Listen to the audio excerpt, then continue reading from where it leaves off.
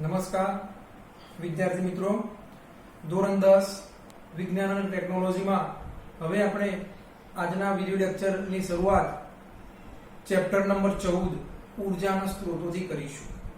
ઉર્જાના સ્ત્રોતો એટલે કે આપણને ઉર્જા ક્યાંથી મળી રહે છે. જેમ આપણને પાણી ક્યાંથી મળી રહેતું, નદી, તળાવ, સરોવર, એમાંથી. તો આપણને ઉર્જા ક્યાંથી મળે એનો અભ્યાસ આ ચેપ્ટરમાં આપણે કરવા જઈ રહ્યા છીએ. વિદ્યાર્થી મિત્રો, તો ઉર્જાના સ્ત્રોતની અંદર ઉર્જા આપણને ક્યાંથી મળે છે એનો અભ્યાસ આ ચેપ્ટરમાં કરવાનો છે. તો અહીં આપણે પ્રશ્ન શરૂઆતનો છે કે આપણી આસપાસમાં ઉપયોગમાં લઈ શકાય તેવી ઉર્જા ઓછા ઉપયોગી ઉર્જાના સ્વરૂપમાં ગુમાવાય છે. ઉદાહરણ આપો. એનો મતલબ કે આપણી આજુબાજુ વ્યવહારમાં ઘણા બધા એવી ઉર્જાના રૂપાંતરો થતા હોય છે, એક સ્વરૂપમાંથી બીજા સ્વરૂપમાં, પણ પછી ત્રીજા સ્વરૂપમાં રૂપાંતર થતું નથી. એ ઉર્જા આપણા માટે વ્યય થઈ જાય છે, એ કામમાં આવતી નથી. દાખલા તરીકે આપણે જોઈશું ઉદાહરણ 3-4. તો એ પહેલાં જરા થોડું સમજી લઈએ. કુદરતમાં કે વ્યવહારમાં ઉર્જાના કોઈ પણ સ્ત્રોતને કાર્ય કરવા માટે ઉપયોગ કરતો તે વપરાઈ જાય છે અને પુનઃ ઉપયોગ એનો પછી કરી શકાતો નથી. તો એવી ઉર્જાના ઉદાહરણ અહીંયા આપેલો છે. તો પહેલું જ ઉદાહરણ તમને ખૂબ સરળતાથી સમજાઈ જાય એવું છે, એટલે બીજું બધું પછી તમને આવડી જશે. જો કોઈ ધાતુની પ્લેટને તમે ઊંચાઈએથી પડતી મૂકો ત્યારે સ્થિતિ ઉર્જાનું ધ્વનિ ઉર્જામાં રૂપાંતર થઈ જાય છે. એટલે કે તમે કોઈ ધારો કે થાળી લઈને ધાબા ઉપર ચડ્યા અને થાળી નીચે રોડ ઉપર નાખો તો એ સ્થિતિ ઉર્જાનું ગતિ ઉર્જામાં રૂપાંતર થયું, ગતિ ઉર્જાનું નીચે અથડાઈ એટલે ધ્વનિ ઉર્જામાં રૂપાંતર થયું, અને પછી એ ધ્વનિ ઉર્જા આપણા માટે કોઈ કામમાં આવતી નથી, કોઈ બીજા પ્રકારમાં રૂપાંતર થતું નથી. તો આ ધ્વનિ ઉર્જા આપણા માટે પછી કોઈ ઉપયોગમાં, કોઈ બીજા રૂપાંતરમાં કામમાં આવતી નથી. એટલે કે આપણે કોઈ ઉપયોગમાં લઈ શકતા નથી, બસ ફક્ત સાંભળી શકીએ છીએ, બીજું કશું થતું નથી. એવી રીતે બીજું ઉદાહરણ, મીણબત્તી સળગાવવામાં આવે ત્યારે પણ રાસાયણિક ઉષ્મા ઉર્જાનું પ્રકાશ ઉર્જામાં રૂપાંતર થાય છે. પછી પ્રકાશનો આપણે કયું અજવાળા માટે ઉપયોગ કર્યો, પણ એનો બીજો કશાકમાં આપણે ઉપયોગ કરી શકતા નથી. એના પછીનું કોઈ સ્વરૂપ આવતું નથી. એટલે અહીંયા આપણે એનો ઉપયોગ, આ પ્રકાશનો ઉપયોગ કરી શક્યા નહીં અજવાળા સિવાય. એટલે બીજી કોઈ ઉર્જામાં રૂપાંતરિત કરી શક્યા નહીં. એવી રીતે તમે 75 સેલ્સિયસ તાપમાન ધરાવતું 200 ml પાણી, એટલે કે પાણી ગરમ કરી અને તમે 25 સેલ્સિયસ તાપમાનવાળા ઓરડામાં મૂકો ત્યારે શું થાય છે? પાણી ધીમે ધીમે ઠંડુ પડે. ઠંડુ પડે એનો મતલબ શું થાય છે? ઉર્જા ગુમાવે છે. તો વિદ્યાર્થી મિત્રો, આ ઉર્જા ગુમાવી તો એ ઉર્જા ઓરડામાં આવી, બરાબર, પણ એ પછી ઉર્જાનો આપણે કોઈ ઉપયોગ કરી શક્યા નહીં.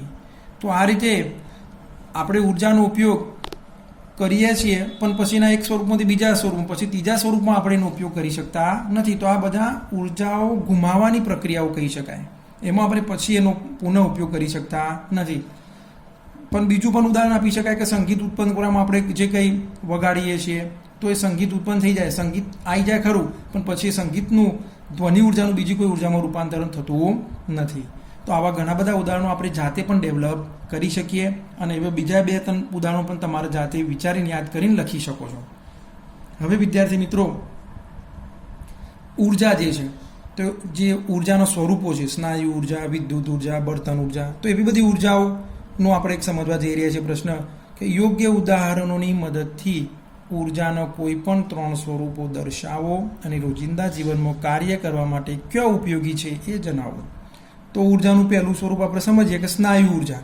સ્નાયુ ઉર્જા એટલે કે આપણા સ્નાયુમાં રહેલી ઉર્જા, તો વિવિધ ભૌતિક કાર્ય કરવા માટે ઉપયોગી છે. ઉદાહરણ તરીકે સાયકલ ચલાવી, તો આપણા પગના સ્નાયુનો ઉપયોગ કરીને આપણે સાયકલ ચલાવીએ છીએ, તો એ કઈ ઉર્જા કહેવાય? સ્નાયુ ઉર્જા. એવી રીતે વિદ્યુત ઉર્જા, તો એનો ઉપયોગ આપણે ક્યાં કરીએ છીએ? વિવિધ વીજ ઉપકરણો, આપણા ઘરની અંદર ટીવી, ફ્રીજ, ઘરઘંટી, વોશિંગ મશીન, એ બધામાં ઉપયોગ કરીએ છીએ.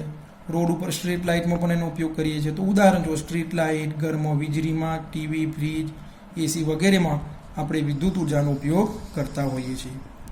બળતણ ઉર્જા, વાહનો ચલાવવા માટે, તો ટ્રક, ટ્રેન, બસ, ગાડી, મોટરસાયકલ, બાઇક વગેરે ચલાવવામાં આપણે કઈ ઉર્જાનો ઉપયોગ કરીએ છીએ? બળતણનો. ડીઝલ, પેટ્રોલ, કેરોસીન, એ બધાનો. ખ્યાલ આવી ગયો વિદ્યાર્થી મિત્રો?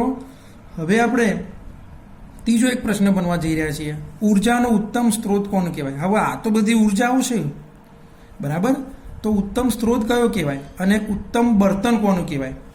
તો ઉત્તમ સ્ત્રોત જે છે ઉર્જાનો, તો એ એકમ કદમાં વધારે કાર્ય કરી, એટલે એની એવરેજ વધારે આવી જુઓ. દાખલા તરીકે સીએનજી, પેટ્રોલ, ડીઝલથી ચાલતી જે ગાડીઓ છે, તો એમાં એવરેજ કયા બર્તનની આવે, બરાબર, કયા ઉર્જાની વધારે આવે? તો એની જેટલી એવરેજ વધારે સારી એટલું એ બર્તન ઉત્તમ કહી શકાય, બરાબર. તો એ ઉર્જા કહી શકાય આપણે.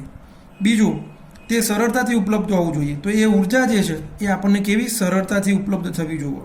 એનો સંગ્રહ, એનું એક જગ્યાથી બીજી જગ્યાએ લઈ જવાનું જે રૂપાંતરણ છે એ સરળ હોવું જોઈએ અને તે સસ્તું પણ હોવું જોઈએ. તો ઉર્જા કેવી હોવી જોઈએ? વધારે કાર્ય કરી શકે તેવી હોવી જોઈએ, સરળતાથી ઉપલબ્ધ હોય તેવી હોવી જોઈએ, એનો સંગ્રહ, એનું પરિવહન સરળ હોવું જોઈએ અને સસ્તું હોવું જોઈએ. હવે આપણે આનો જવાબ બનવા જઈ રહ્યા છે, ઉત્તમ બર્તન કોને કહેવાય? પેટ્રોલ, ડીઝલ, કેરોસીન એ બધા બર્તન કહેવાય. તો એમાં ઉત્તમ આપણે કોને કહી શકીએ?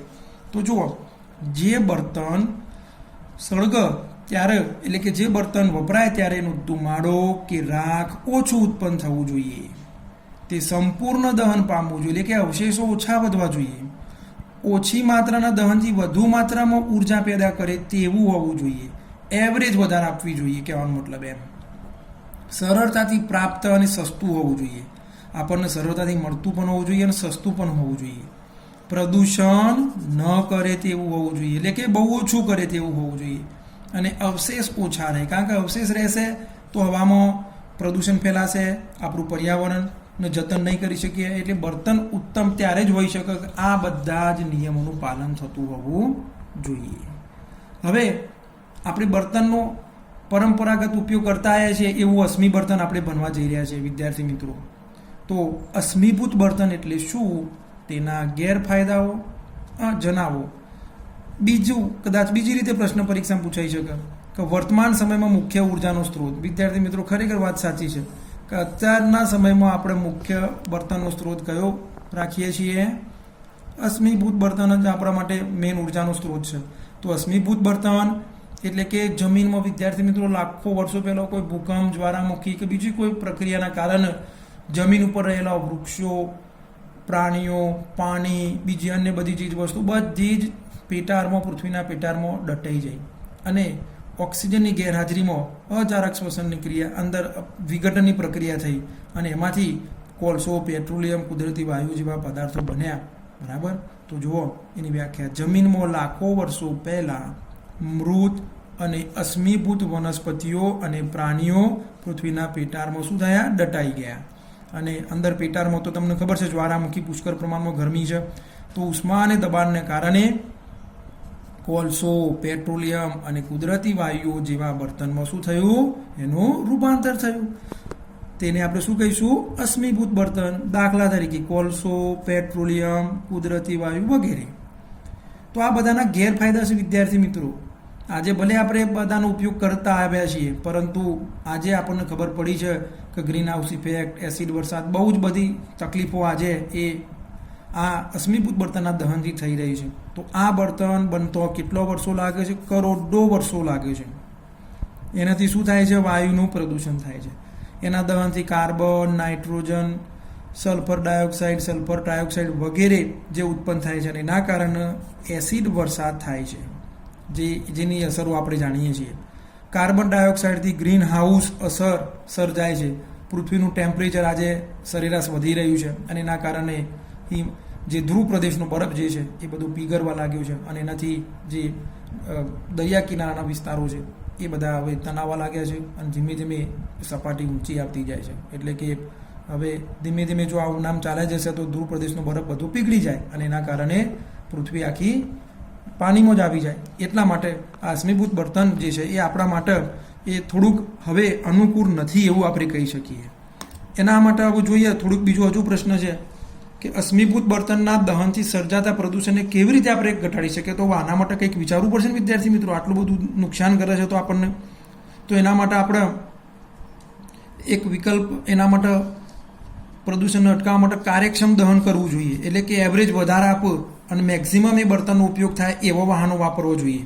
હાનિકારક વાયુઓ અને રાખનું પ્રમાણ ઘટે એના માટે આપણે ટેકનોલોજીઓ અપનાવવી જોઈએ. ધારો કે આજે BS6 એન્જિનની ગાડીઓ આવી ગઈ છે, બરાબર. એનું કારણ શું કે એ પ્રદૂષણ ઓછું કરે છે, ઓછો ખરાબ વાયુ ઓછો ફેંકે છે વાતાવરણમાં.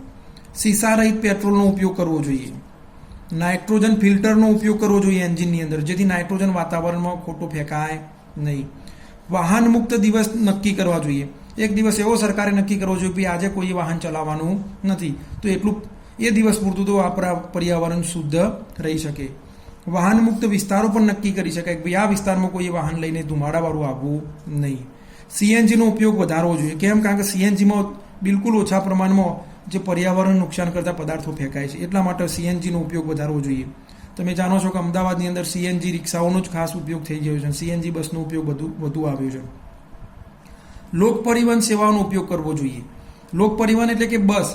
આપણે સામાન્ય કામ હોય કે ગમે તે દૂર આજુબાજુના જવું હોય તો જેમ બને એમ આપણે પોતાનું વ્હીકલ લઈને ઉપડી જતા હોઈએ છીએ. એના કારણે બર્તન વધારે વપરાય છે અને ધુમાડો વધારે ઉત્પન્ન થાય છે. પરંતુ એક જ એવું સાધન હોય કે જેમાં એમની કેપેસિટી હોય એ પ્રમાણે આપણે બેસીએ બસમાં, તો બસ દ્વારા મુસાફરી કરીએ તો એટલું આપણા દેશનું બળતણ પણ બચશે અને પર્યાવરણનો પણ બચાવ થશે. એટલે લોક પરિવહન સેવાઓનો ઉપયોગ વધારવો જોઈએ.